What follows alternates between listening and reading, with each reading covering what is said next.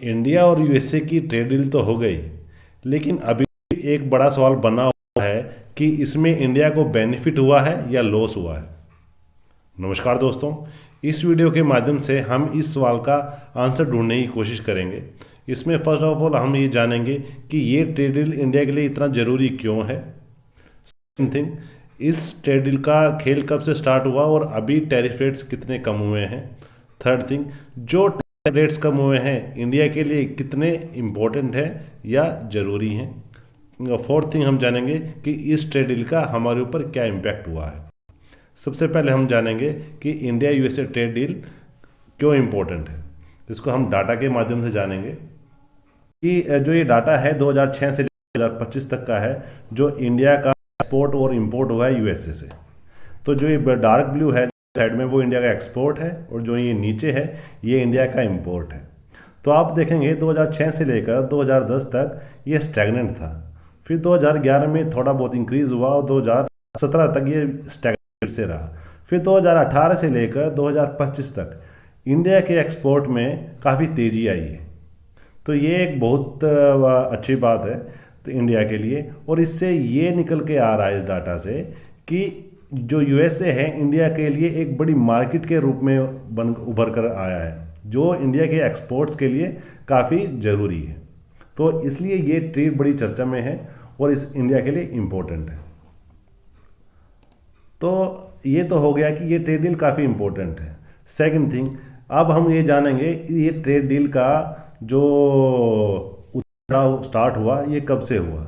अगर हम इसको भी हम जाने तो जो ये टैरिफ स्टोरी के बारे में हम बात करते हैं, तो ये जो टैरिफ है, रेसिप्रोकल टैरिफ है, ये 2 अप्रैल 2025 से स्टार्ट हुआ। जब प्रेसिडेंट ट्रंप अपनी गवर्नमेंट में आए तो उन्होंने रेसिप्रोकल टैरिफ लगाया विद 26%। फिर on 10 April they roll back और उन्होंने कस्टम ड्यूटी 10% लगाए रखा। जुलाई 31 को फिर से ये टैरिफ इंक्रीज करके 25% कर दिया गया और इंडिया को बोला गया कि रशिया से ऑयल परचेज कम करो, लेकिन इंडिया ने वो कंटिन्यू रखा। तो इसको देखते हुए 7 अगस्त और 2025 ये इंक्रीज करके 50% कर दिया गया। आफ्टर दैट इंडिया यूएसए के बीच में नेगोशिएशंस हुए। देन ऑन 2 फरवरी 2026 को ये अनाउंसमेंट हुआ कि जो ये टैरिफ्स है यूएसए की साइड से ये कम किए जा रहे हैं फ्रॉम 50% टू 18%। जो जो ये हम परसेंटेज की बात कर रहे हैं ये पीक टैरिफ्स हैं, टैरिफ स्लैब है जो अभी डिसाइड हुआ है। तो इसके ऊपर फर्दर डिटेल्स अपडेट हो रही हैं, जो हम आपको basic time to time update करते रहेंगे। तो अभी जो टैरिफ है 50% से 18% हुआ है। अब तो हमको ये तो पता चल गया कि ये 18% हुआ है, लेकिन ये जानना ज़रूरी है कि क्या ये 18% सफिशिएंट है इंडिया के लिए। इंडिया के लिए तब सफिशिएंट होगा जब इंडिया का जो टैरिफ है और कंट्रीज़ की बजाय कम होगा। आइए इसको भी हम डाटा फैक्ट्स के थ्रू हम जानते हैं। ये है टैरिफ परसेंटेज। तो हमारा जो टैरिफ है इंडिया के ऊपर वो 18% है।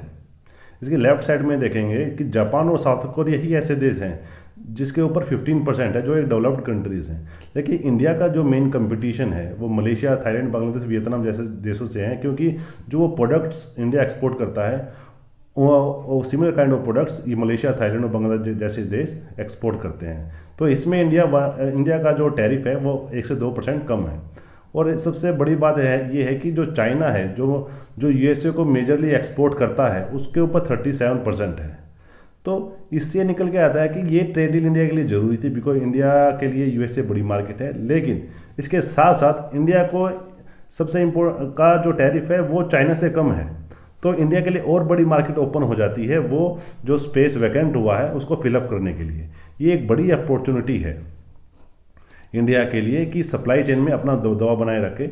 और ये एक अपॉर्चुनिटी है कि इंडिया चाइना +1 की स्ट्रेटजी के ऊपर काम करे और एक वर्ल्ड लेवल में सप्लाई चेन में अपना एक बेटर पोजीशनिंग करे। तो हमने ये जाना कि इंडिया के लिए इम्पोर्टेंट भी है, कितना इम्पोर्टेंट है ये भी जाना। को इसमें विन विन सिचुएशन है इस ट्रेड से। तो और इसमें सबसे इम्पोर्टेंट चीज़ ये है कि इंडिया इस ट्रेड डील में अपने एग्रीकल्चर सेक्टर को डिफेंड कर पाया है। तो ये एक हमारे फार्मर्स के लिए काफ़ी अच्छी बात है, और गवर्नमेंट की साइड से भी it is a good step. Now हम जानेंगे कि ये किन किन सेक्टर्स के ऊपर इम्पैक्ट आया है। इंडिया बेसिकली क्या एक्सपोर्ट करता है? टेक्सटाइल एक्सपोर्ट करता है, फार्मास्यूटिकल एक्सपोर्ट करता है, इंजीनियरिंग गुड्स एक्सपोर्ट करता है, और जेम्स एंड ज्वेलरीज एक्सपोर्ट करता है, लेदर गुड्स एक्सपोर्ट करता है। तो ये इंडिया के लिए एक बड़ा मार्केट खुल गया है और इस सेक्टर को काफ़ी बूम मिलेगा। लेकिन इसमें ऐसा नहीं कि इंडिया को बेनिफिट हुआ है। इसमें इंडिया ने यूएसए के लिए भी इंपोर्ट ड्यूटीज़ कम की, जिसमें कि जो इंजीनियरिंग गुड उसके ऊपर इंपोर्ट ड्यूटी कम की है, जिससे जो अपना जो इंडिया में यूएसए से इंपोर्ट होती हैं गाड़ियाँ, वो सस्ते, उनके ऊपर टैक्सेस कम लगेगा, वो थोड़े सस्ते दामों में बिकेंगी। तो लेकिन इसमें रिस्क क्या है? इसमें रिस्क ये है कि इंडिया के जो एमएसएमई हैं उनको काफ़ी कम्पिटिटिव होना पड़ेगा जो इंजीनियरिंग गुड्स में है, जिससे technologically as wage price wise competitive कम्पिटिटिव compete करना पड़ेगा इंडिया की एमएसएमई कंपनीज़ को और दूसरी कंपनीज़ को भी।